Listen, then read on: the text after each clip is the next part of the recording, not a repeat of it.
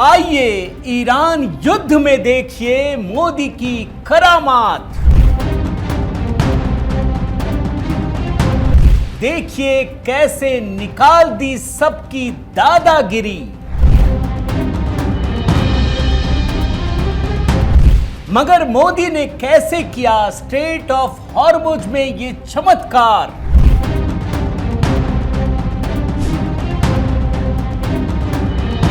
मगर उससे पहले देखिए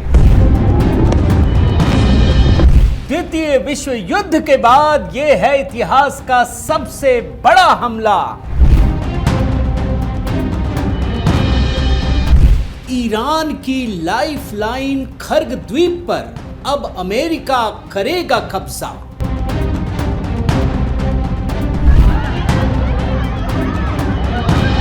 मगर इसी दौरान अमेरिका के भीतर हो गए धमाके। देख लीजिए तस्वीरें। बड़ी खबर अमेरिका के ओहायो से, जहां पर ब्लास्ट हुआ है। धमाके कैसे हुए, जांच इसकी लगातार चल रही है। दुनिया के कई देश अब ईरान युद्ध की जद में।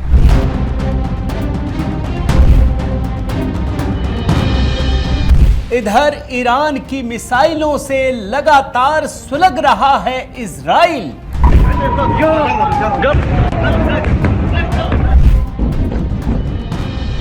उधर भारत के भीतर कांग्रेसी और रवीश कुमार अफवाह फैलाने में जुटे।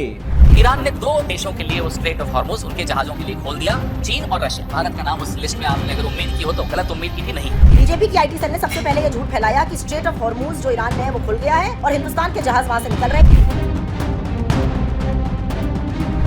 ये बात तो सच है कि ईरान की दहशत से स्ट्रेट ऑफ हॉर्मुज से भाग रही हैं जहाजें। मगर यह भी सच है कि स्ट्रेट ऑफ हॉर्मुज से भारत के जहाज शान से गुजर रहे हैं। उधर ईरान और अमेरिका के बीच छिड़ी जंग के दौरान कच्चे तेल से लदा शिनलोंग सुएज मैक्स नाम का एक जहाज स्ट्रेट ऑफ हॉर्मुज को पार करते हुए बिल्कुल सुरक्षित मुंबई पहुंच गया। भारत का एक और जहाज इस वक्त हॉर्मुज से गुजर रहा है। ईरान युद्ध में मोदी ने दिखाई करामात। अमेरिका ईरान की दादागिरी नहीं आई काम। साथियों नमस्कार, मैं हरिश्चंद्र बर्णवाल इस वीडियो में आप सभी का स्वागत करता हूं। दोस्तों, युद्ध का 15वां दिन है। अब देखिए, पूरी दुनिया से कहीं से भी अच्छी खबर नहीं मिल रही है दोस्तों।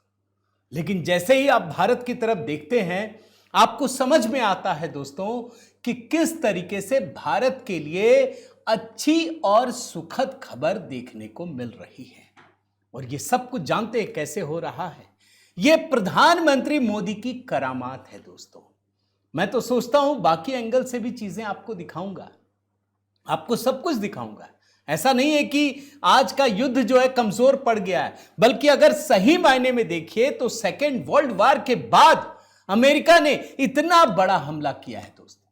आज मैं आपको दिखाऊंगा ये युद्ध किस तरीके से फैलता जा रहा है। लेकिन जैसे ही आप प्रधानमंत्री मोदी की तरफ, भारत की तरफ नजरें घुमाते हैं तो आपको लगता है कि यहां तो कुछ चमत्कार ही हो रहा है। आखिर कैसे हो रहा है?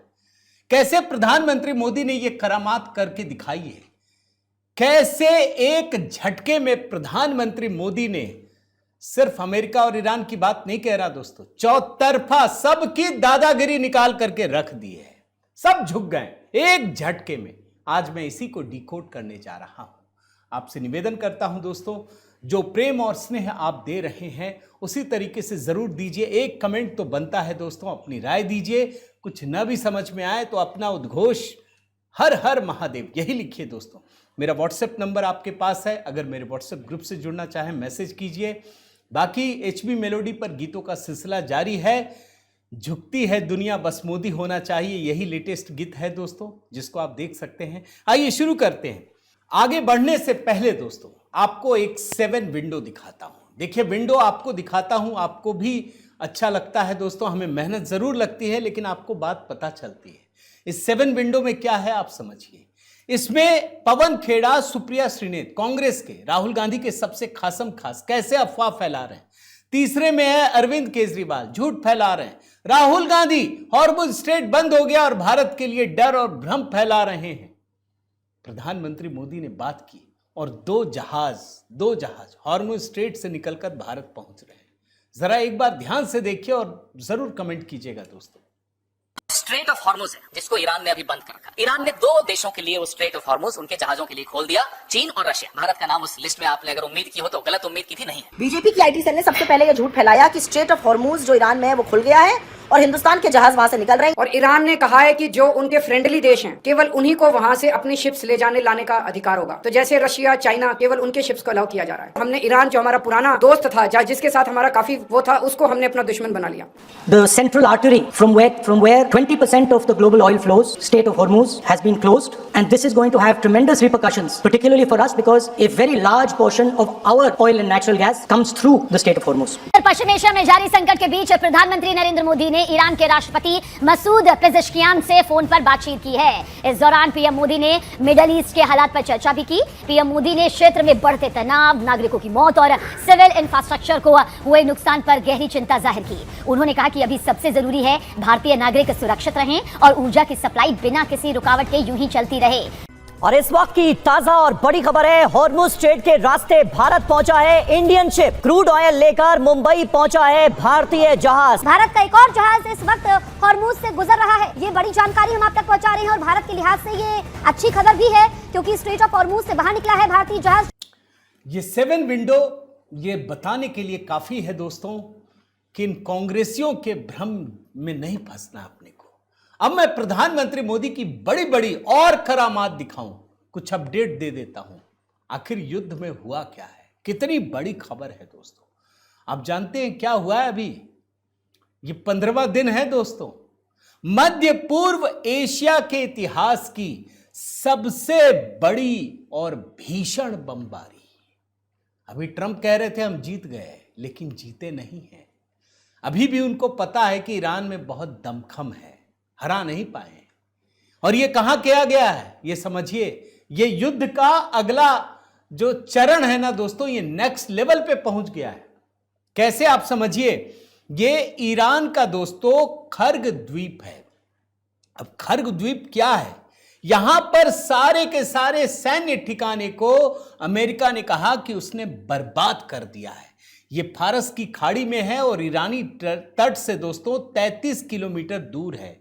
ये ईरान का सबसे बड़ा ऑयल एक्सपोर्ट हब है।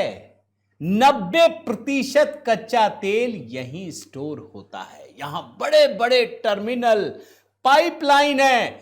90% तेल यहीं से पूरी दुनिया को निर्यात होता है। जरा मैप में आपको दिखाता हूं दोस्तों, इसको देखिए ध्यान से। देख रहे हैं ना, जहां लाल में लिखा है खर्ग आइलैंड, 33 किलोमीटर दूर है। इराक, कुवैत, सब चारों तरफ के देश आप देखिए, मनामा, बहरीन, कतर, तमाम देश। ये जो हॉर्मुज स्ट्रेट है ना, आप आगे देखिए, वहां से पूरा कब्जा है। ये बहुत इंपॉर्टेंट प्लेस है दोस्तों, स्ट्रेटजिक है।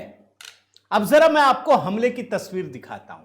खुद डोनाल्ड ट्रंप ने इसको पोस्ट किया है दोस्तों, ट्वीट किया है अपने सोशल ट्रुथ जो सोशल मीडिया हैंडल है उसके जरिए।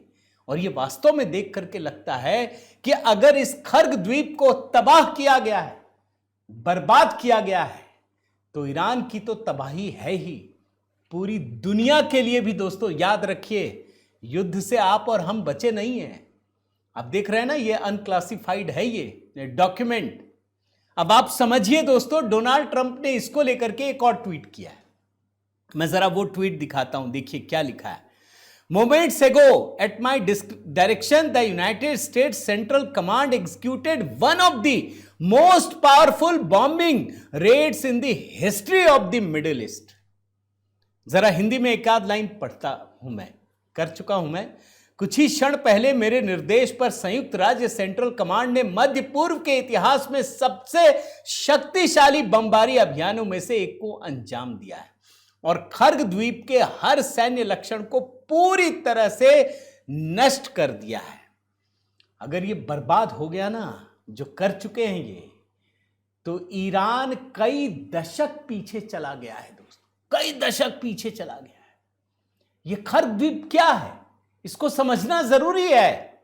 ईरान की ताकत ये लाइफ लाइन है दोस्तों। मैं आपको एक ग्राफिक्स दिखाता हूं, आप समझिए। मैंने आपको कहा ना कि 90% तेल यहीं से निर्यात होता है। और जानते हैं इसकी क्षमता कितनी है? हर दिन 70 लाख बैरल तेल लोड करने की क्षमता है। दुनिया में 2 ही देश हैं सबसे बड़े, एक वेनेजुएला और एक ईरान। तेल के लिए बता रहा हूं, सबसे बड़े। वेनेजुएला का जो तेल है वो बहुत गाढ़ा है, मेहनत करनी पड़ती है। ईरान का तेल सबसे बेहतरीन है। यह तेल किस तरीके से बर्बाद कर सकता आप समझिए। जो ईरान की सरकार है उसकी आय का सबसे बड़ा स्रोत है दोस्तों। अमेरिका ने जो इतनी पाबंदी लगाई, पाबंदी के बाद की बात बता रहा हूं, 2024 में 78 अरब डॉलर की कमाई हुई पाबंदी के बावजूद। ईरान में चाहे नौकरशाह हो, सेना हो, सब कुछ के लिए यही एक जरिया है, इसी से कमाई होती है। इस खर्ग द्वीप को तबाह कर दिया है अमेरिका ने। क्यों तबाह किया आप समझिए। क्योंकि अमेरिका के भीतर कसक है, हम दुनिया के सबसे शक्तिशाली देश ईरान का कुछ नहीं कर पा रहे, बिगाड़ नहीं पा रहे। और अगर बिगाड़ भी दे रहे हैं तो पता नहीं ईरान दब ही नहीं रहा है, ईरान हार ही नहीं मान रहा है। बल्कि ईरान ने तो 3 शर्तें लगा दी ना, और चिढ़ाने के लिए कि तुझे भागने नहीं देंगे इस बार, आओ लड़ो। अच्छा, अमेरिका ने किया, ईरान ने छोड़ दिया क्या?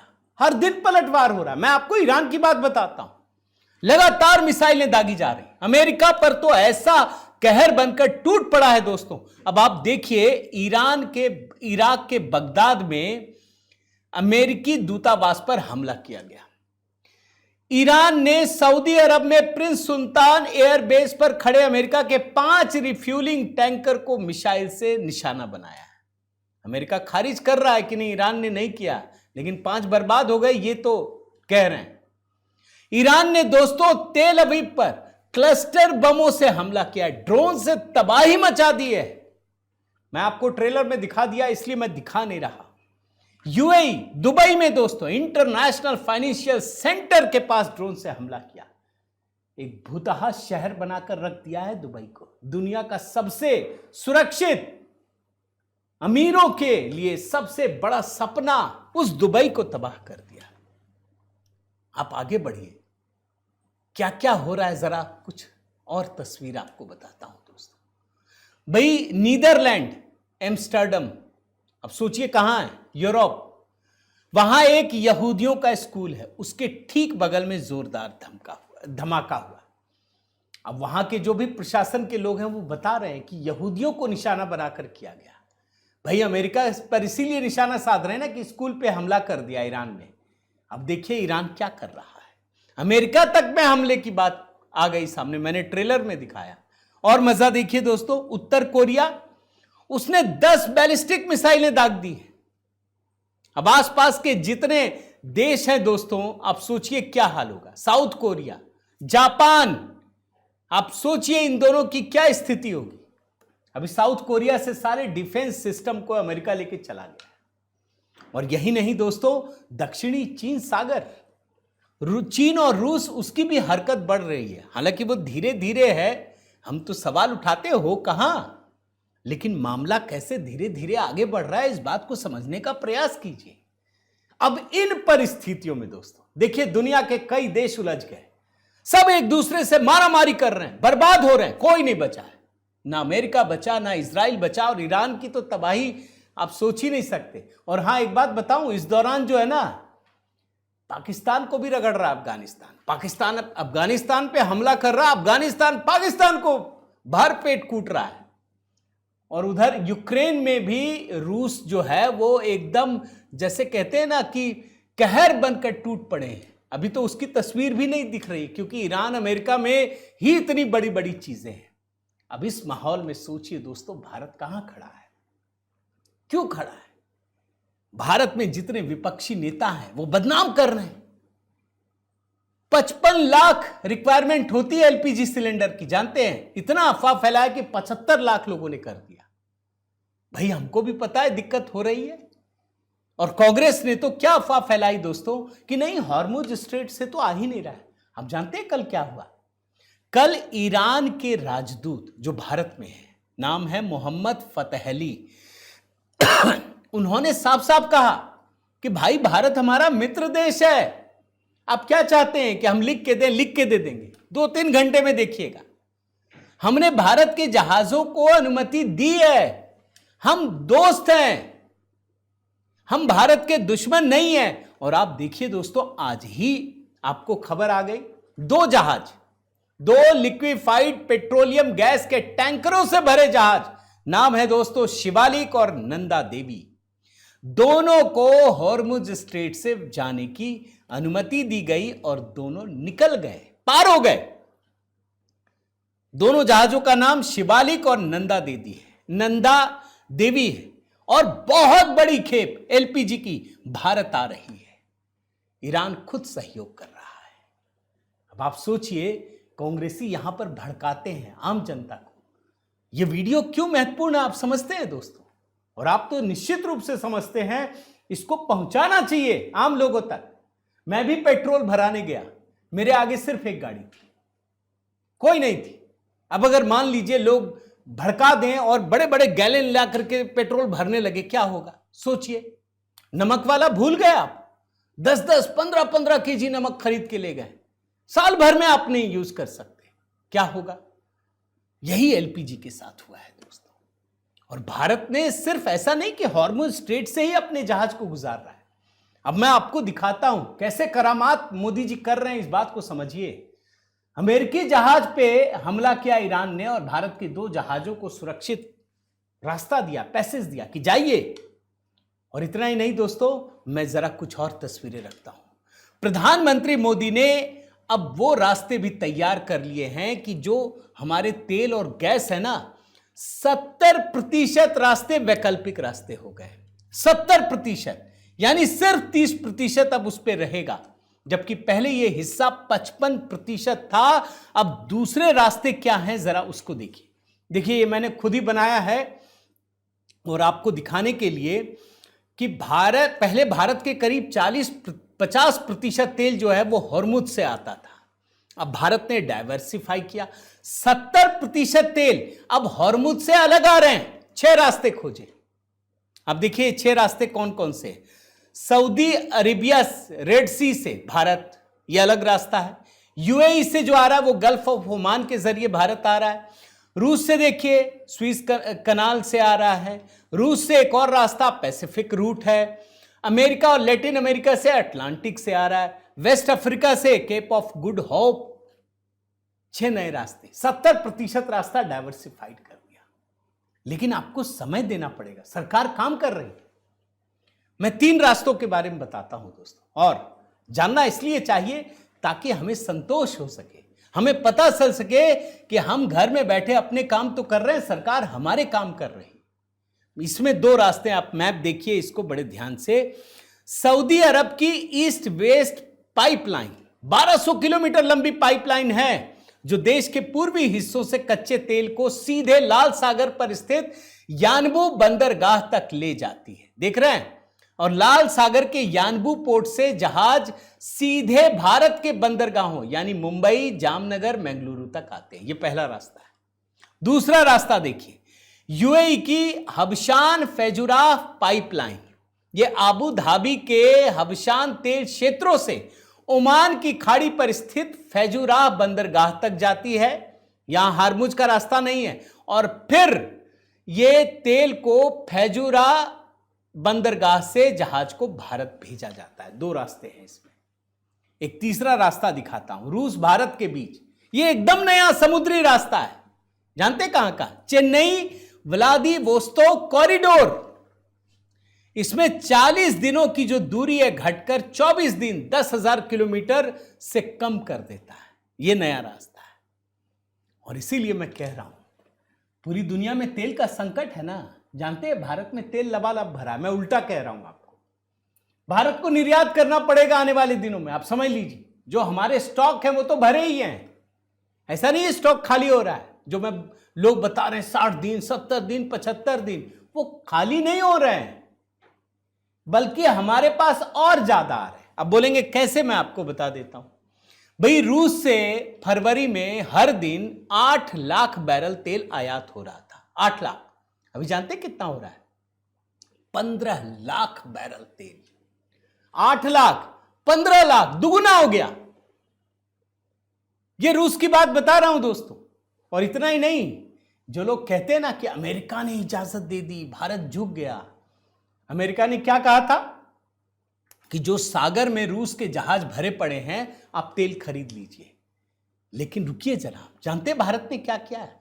भारत ने रूस से नया एग्रीमेंट किया है। कोई दादागिरी नहीं चलती हमारे यहां। आप जानते हैं भारत में इंडियन ऑयल कॉरपोरेशन और रिलायंस इंडस्ट्रीज जैसी कंपनियों ने रूस से तेल के एग्रीमेंट किए। 3 करोड़ कच्चा तेल, 3 करोड़ बैरल कच्चा तेल। ये तो 30 दिन तक की छूट थी ना, 30 अप्रैल तक हमने एग्रीमेंट किया। ये मैं आपको बता रहा हूं। और सबसे बड़ी बात जानते क्या है दोस्तों, कि रूस ने तो कहा ही ना कि भारत को किसी की अनुमति की आवश्यकता नहीं है और लेता भी नहीं है। भारत को रूस से तेल लेना है तो लेता है, हमको देना है तो देते हैं। ये तीसरा देश तय नहीं करता। लेकिन सबसे बड़ी बात मैं अमेरिका के एंगल से बता देता हूं। अमेरिका से ही रियल कहानियां सामने आने लगी है। अभी सर्जियो गोर है, आप जानते हैं कि इसको डोनाल्ड ट्रंप ने भारत का अपना वो बनाया है, राजदूत बनाया है।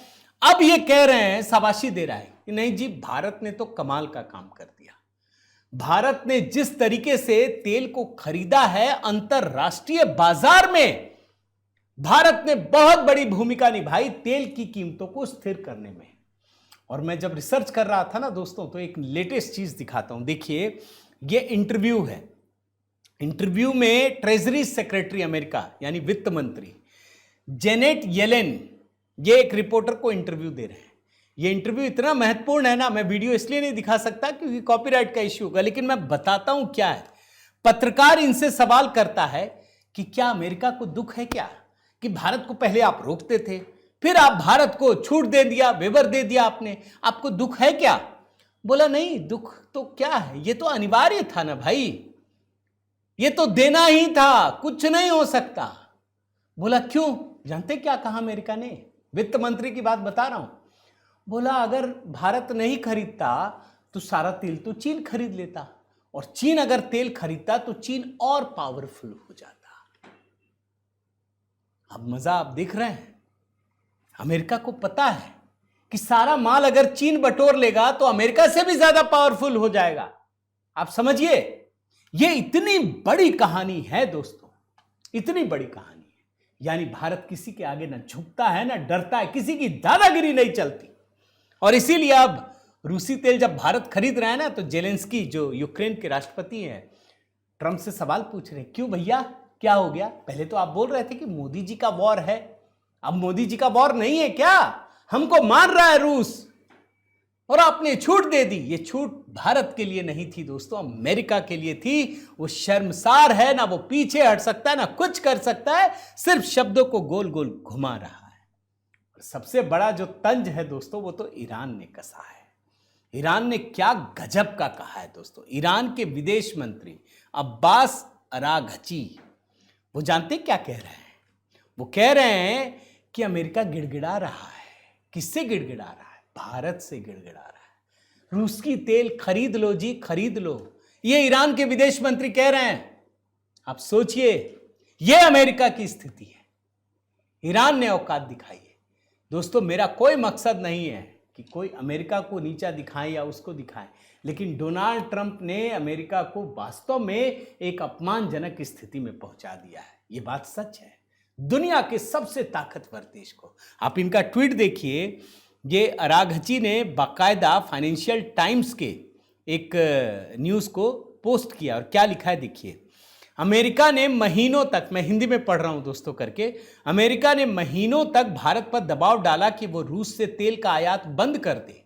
ईरान के साथ 2 हफ्ते चले युद्ध के बाद अब व्हाइट हाउस भारत समेत पूरी दुनिया से गुहार लगा रहा है कि वो रूस से कच्चा तेल खरीदे।